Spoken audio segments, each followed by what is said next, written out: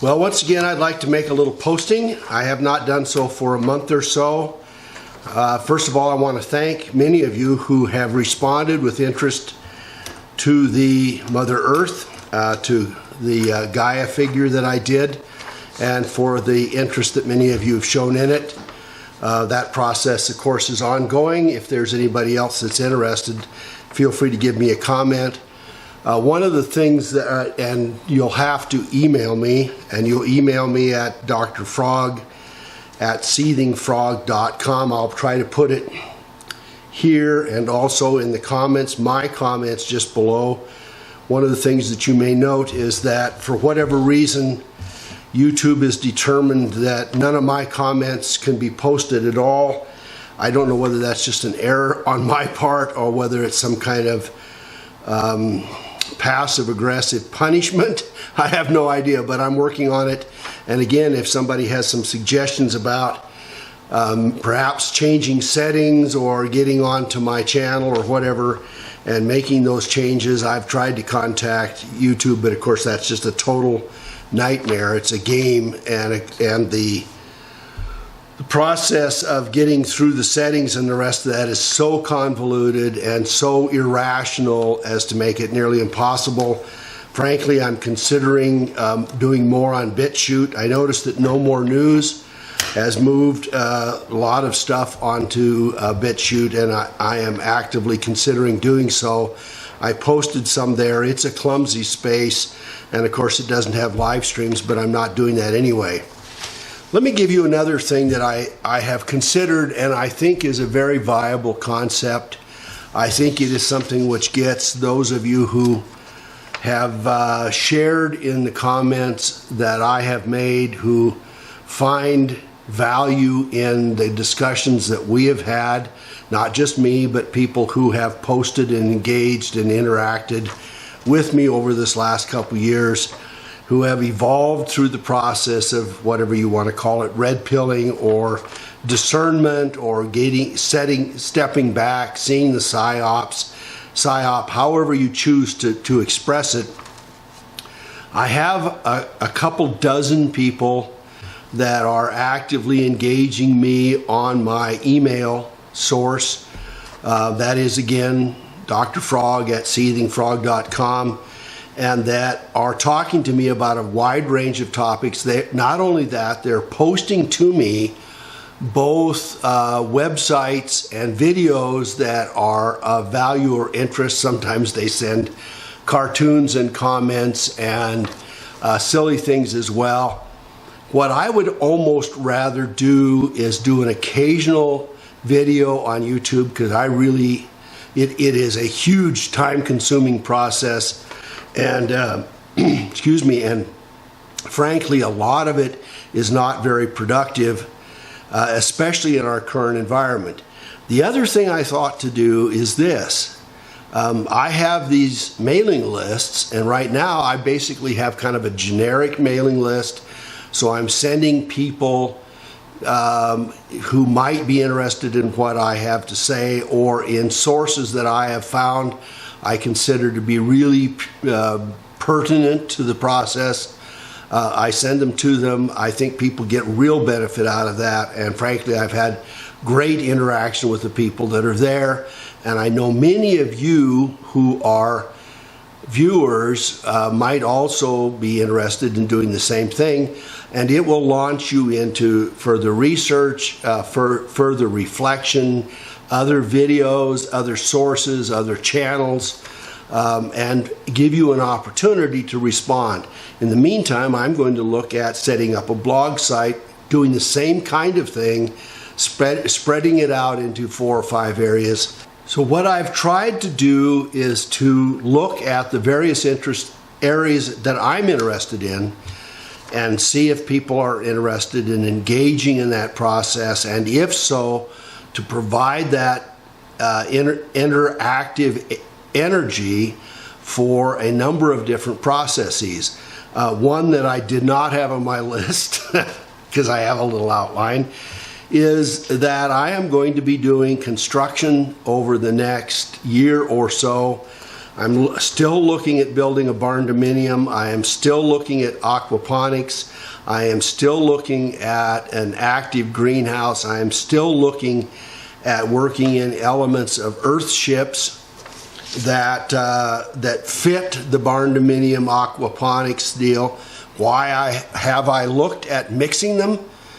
Well, the barn dominiums are not, or barn dominia if you want to get plural, are not very energy efficient. They are often a cheaper alternative to constructing. They are faster either with metal construction or wood construction, kind of a post and beam sort of construction or pole barn construction. But they're not very energy efficient often, and they don't engage the other parts. The earth ships, I really have 6 elements, and I'm not sure I can tell you all of them offhand. They're collecting rainwater. They're multiply using water, that is for gray water and black water, and recycling and using it in the greenhouse or the green space of the outfit. They are earth wrapped, so it's passive solar, and the greenhouse serves as passive solar. They are energy efficient in that sense.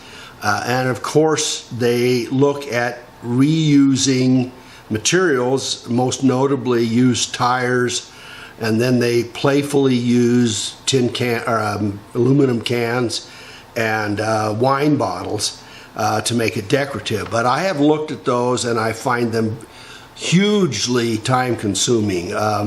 Putting 800, 600 to 1200 tires around 3 sides of a house and packing it with each of those tires with 300 pounds or 400 pounds of dirt with a sledgehammer, stacking them on top of each other, and then having these off-gassing tires as part of a giant berm, working ventilation systems in and through it, and then people typically either mud it up or adobe it on the inside or put plaster of some kind on it to try to get the off-gassing down. First of all, I'm not up for pounding 300 pounds of dirt into 600 or 1200 tires. I'm not into having dozens of early 20s green folks doing that same thing for me. I think it is a horribly inefficient way of doing it. And frankly, using that as a foundation seems terribly inefficient to me. Not only that, but the land that I'm looking at constructing actually slopes downward to the north. I would have to dig up dirt from all over the county in order to put enough dirt in around it. So I'm going to look at a more traditional construction in that sense. The other thing that the earth ships are supposed to do is provide food. That is, the south-facing passive glazed portion of the house is supposed to provide both heat, resonant heat and the rest of that, passive solar, but it's also supposed to provide food. And I have looked at dozens of those earth ships and frankly find none of them even marginally productive for food. The greenhouses are typically 6 or 8 feet wide. It's just an entry hall with a few plants in it. And yes, they talk about, oh gosh, we've got a banana tree over here. We've had bananas or pineapples or peaches or whatever they're doing. And then we've got some basil here, and we're going to snip a few things of basil, and we're going to take 2 zucchini out of our little zucchini plant, and we're going to have a lovely meal. And I look at it, and it's just a joke. It's a total joke.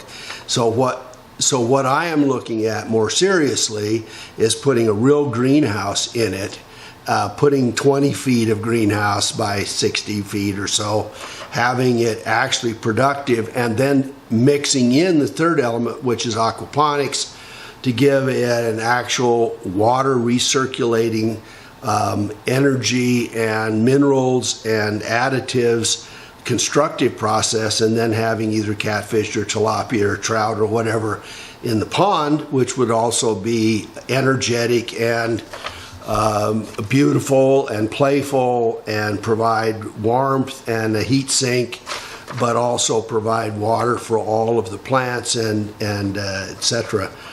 So I'm still playing with, I probably have done, this is the last of my several hundred drawings. These are 10 feet to an inch, and they allow me to do all kinds of drawings. This gives me a floor plan and an elevation, typically the east elevation you can see here. And I do these over and over again. I've done them 1-story, I've done them 2-story, I've done them gable roof, I've done them pitched roof, flat pitched roof. I've mixed and matched, and my latest design has a garage in the bottom of it on the north side, along the north side, a greenhouse on the south side, and residence on the second floor. And that does mean climbing stairs. Yes, it does, and that's probably a healthy thing for me. So to give you a little segue, my grandmother moved into a building when she was close to 60 years old, and they lived on the second floor. My grandfather had a John Deere dealership, or they did, and then my dad joined. And the downstairs was the John Deere dealership, the upstairs was their apartment. My grandmother, who had rheumatoid arthritis, told the doc, hey, look, maybe I shouldn't be doing this. And the doctor said, you climb those stairs, you climb them every day, you follow through, and every day that you climb them will be a day longer when you'll be active and energetic and working. Now, this was a one-lunged family rural doctor who did house visits. He was a crazy guy, and I'd love to write a story about him. But in addition to that, my grandmother moved out of that apartment at 90 and was still cleaning the stairs on a daily basis. She moved over to a senior center that was 3 stories tall, and she and I went up and down the stairs because it was faster than waiting for all the old people, who are all younger than she was, going up and down the elevator. So I'm going to climb stairs, and I think I'm going to continue to do it till I can't do it anymore. All right, so that's one area of interest. The other 4 areas of interest, and I'll give a few minutes on each of these have to do with areas that we've talked about in very varying lengths, some of them much more than others, and about which I have spent much of my waking time over the last many years, but certainly over the last half dozen years. The obvious one is the whole political stuff, the PSYOP, the red-blue fakery. The impeachment is like a worldwide wrestling federation or wrestling entertainment. I'm not sure that any of it is real. I'm not sure that the Democrats have any serious thoughts, that is, the ones in the know, about actually impeaching Trump, and I'm not sure that Trump has any concern about it. I am not so sure that somebody like Spielberg isn't meeting with them on alternate nights, talking to Nadler and Pelosi and Idiot Schiff and a few others on one night and telling them, here's what we want to do next to make a big sham out of this, and talking to Trump and Pence and McConnell and the rest of those guys on the alternate night saying, well, if we just do this, it will create better drama. I'm not sure that that isn't what it is. But I look at making comments about that on an occasional basis. I also look at providing input for you folks. For instance, lately I've been watching a guy named High Energy Blogs. I think his name is Brian. He recently attended the Virginia rally on January 20th. If you have not already seen him, look at him. He is a civil libertarian to the point of anarchy. Frankly, I don't think that works, but it doesn't matter. He is a fundamentalist about constitutional rights. I really, truly appreciate that. And the last comments that he made, which would have been, I think, yesterday, January 24th, if you take a look, he's got some stuff that includes PSYOP, one of my favorite words, and he comments about how the left and the right paradigms, how people who look at most of us who are making comments are so cheerful and upbeat and rah-rah when we take down the liberals, but you are oftentimes, not you, of course, not you individually, but some of you, that are angry or put out when we call Trump on it for things like bump stocks and for red flag laws and the rest of that. We've got William Barr, for instance, that's talked about red flag laws. We have people that are looking at making it legitimate for one of my neighbors to say, I think this guy's unstable, and I think maybe he has firearms. I'll sign an affidavit to that effect, and they come up here, 5 carloads of them, grab me, take me down to the psych ward for a 72-hour evaluation. In the meantime, take all of my firearms. At the end of the 72 hours, I assume they will find me rational and release me, and there's a preliminary hearing typically that has to be held, or they would simply not call me insane and just take my firearms and then force me in the reverse. And Trump has often commented, well, this is what we ought to do. Take the guns first and then do the process. Well, taking the guns first and then doing the process means that I, who have a right to keep and bear arms, am going to find myself defending myself with no overt illegality whatever, defending myself in order to reobtain my own guns back. So I would like to talk about those things. I think we should talk about the First Amendment. We should talk about free speech. We should talk about Google and YouTube and the rest of these and breaking them up with antitrust, Facebook and the rest of that. We should have sanctions on them for using or passing any personal information. It should not be made available to any level of government, CIA, NSA, FBI, or anybody else, without a warrant. So they couldn't find out what I bought on Amazon, what I did on Google, what I did on Facebook without getting a warrant, unless what I'm saying on here is in fact a crime. So that would be one segment. The second segment, and this is a huge segment, I've talked about it at some level. I would call it international. And it includes wars, famines, revolutions, the overturning of government, the ongoing wars that we have, the vaccine issues, the international issues, probably some of the stuff on chemtrails, some of the international globalist corporations, the exchange agreements and the rest of that, the plagues like the coronavirus that's going on in China. We had Ebola going on in East Central Africa a few months ago. I thought to make a video on it and decided not to. But the truth of the matter is that we have these incredible diseases that are creeping and popping up and flaring all over the world. And guess what it does? It helps the value of the global pharmaceutical companies, and they pop up every time. And if they claim that they have an antidote, a vaccine for coronavirus or something like that, guess what? Their stock price doubles. Most recently was the measles outbreak that totally disappeared as soon as the stock price went up. The fourth section that I have thought to talk about, and this is a huge area for me, has to do with history. Obviously, some of you know that I have talked about the Federal Reserve being formed, our constitutional issues, things over the last 200 years, the older wars, the false flags, the bogus banners, the expansion of various parts of government. I have done recent research on slavery, both black slavery and white Irish slavery, and who was managing it, who was overseeing it, where it went, who profited from it, how much money was made, and that kind of thing. But going further back than 200 years, going back to the Civil War, to our independence, and who was funding and behind it, and how that impacted the European wars, the South African wars, and the rest of that.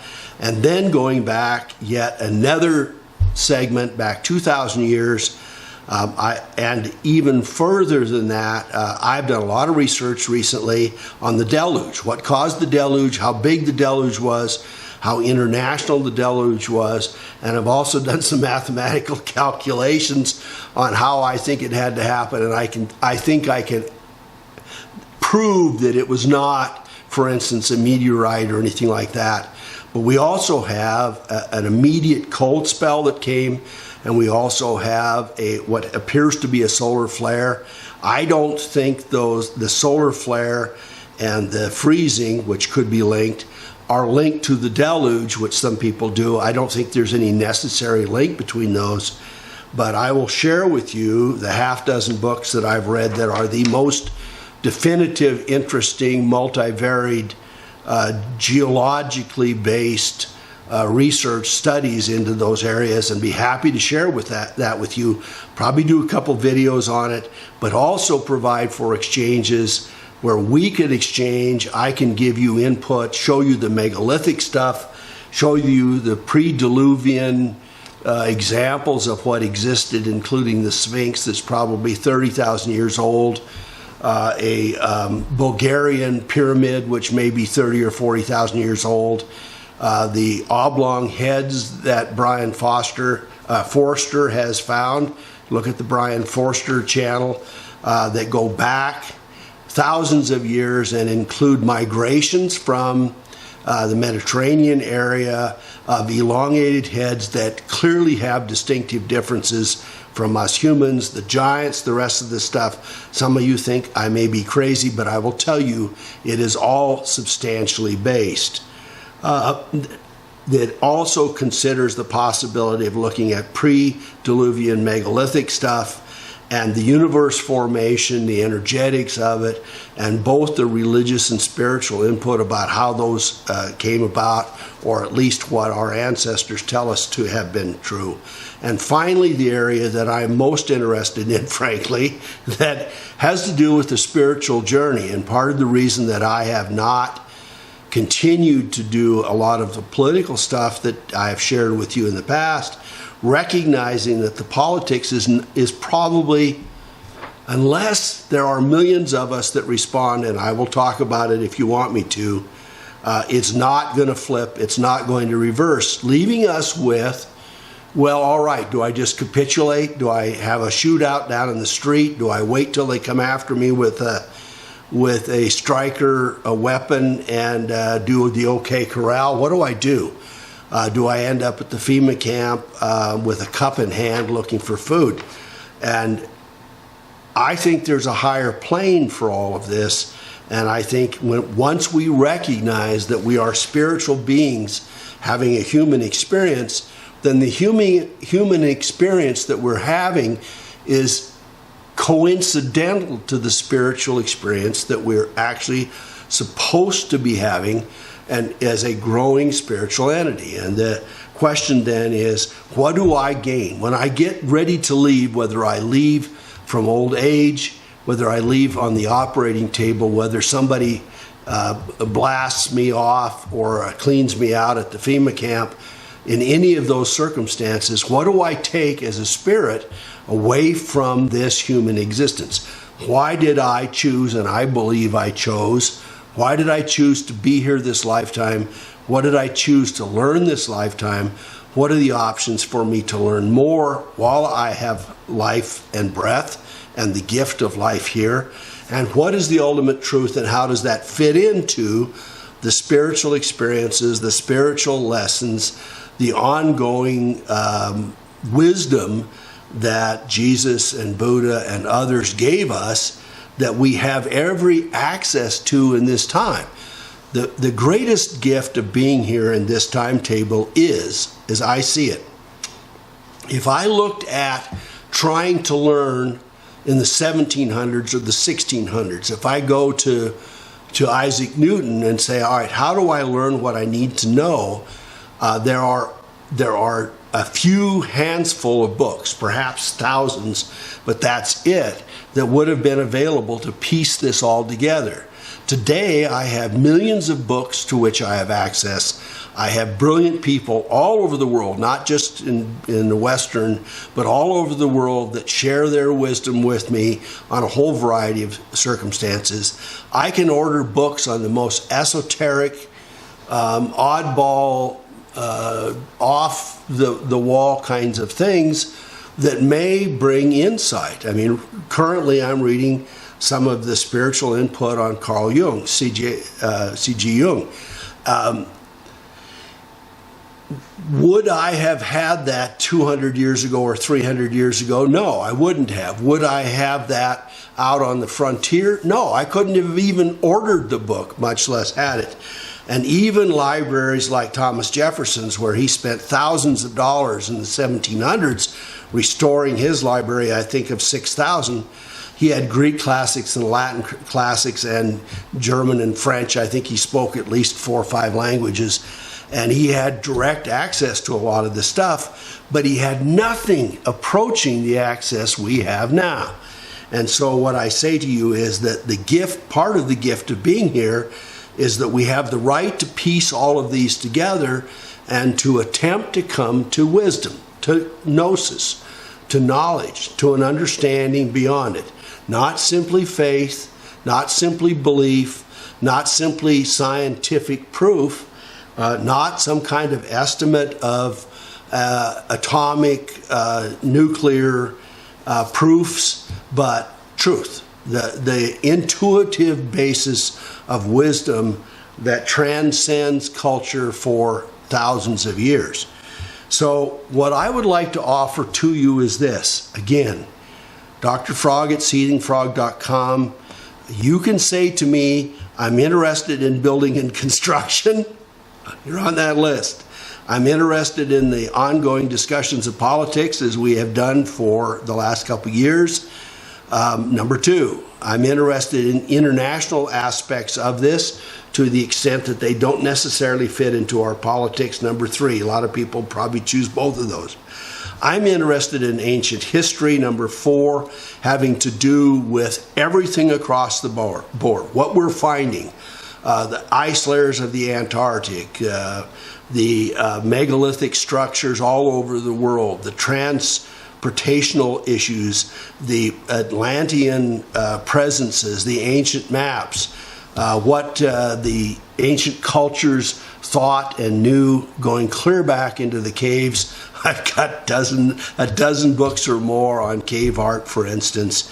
The megalithic stuff and how it's been produced and the fact that we cannot produce it today, the perfection of it, and what cultures may have existed before that. And finally, number 5, for those of you so inclined, I would like to continue to take the journey, which I am going to take no matter what, which has to do with gnosis, has to do with wisdom, has to do with trying to become a wise person by the end of my life. Some of you are going to say, well, he's hopeless. He'll never get there. And that's fair enough. But it is an active, ongoing interest and concern and occupation and job of mine to do that. And what I looked at doing with writing my book was taking you to a place where I got you to where I was to take this kind of trip.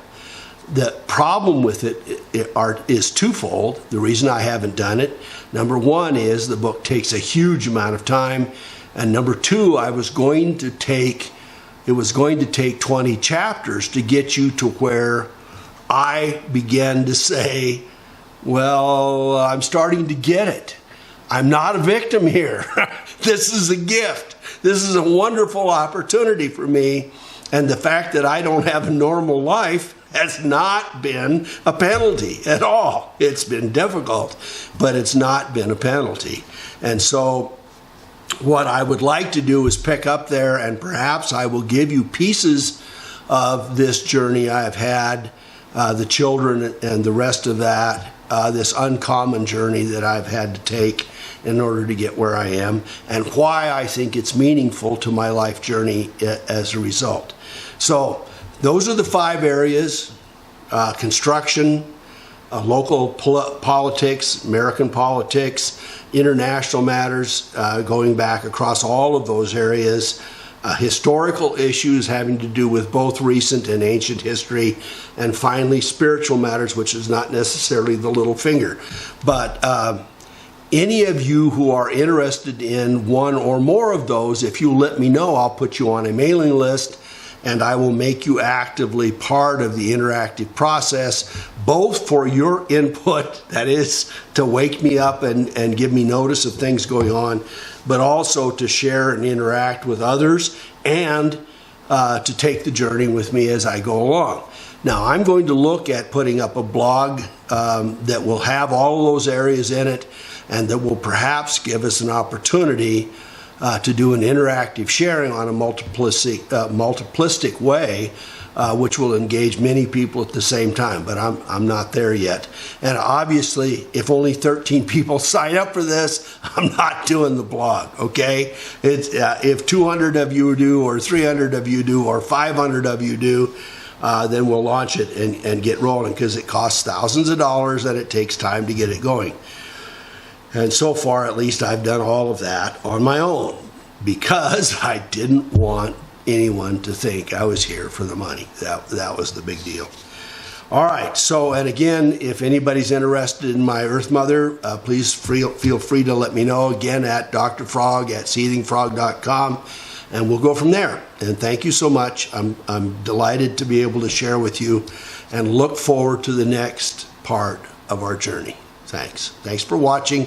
Thumbs up if it matters. I'm not worried about the algorithms. I'm not worried about my channel. I'm not worried about my income. I'm not particularly worried about YouTube, except to get the message out to you. And we will branch off and away from this as soon as we possibly can. Thanks so much for watching.